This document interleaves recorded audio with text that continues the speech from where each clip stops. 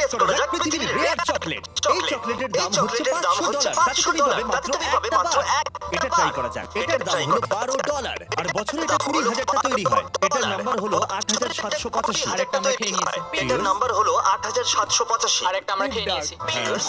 আমার ঠাকুমার ভালো লাগে। $15 চকলেট dark। তৈরি হয়েছে হাই কোয়ালিটির আমার মাচা দিয়ে। ঠাকুমার ভালো এক্সট্রা লাগে। $3 দিলে চকলেট বেটার তৈরি হয়েছে হাই কোয়ালিটির মাচা দিয়ে। এক্সট্রা $3 দিলে বেটার র‍্যাপার পাবে। ও এটা কি দাঁড়াও, পোকা? আমি ভাবিনি এটা সবুজ হবে।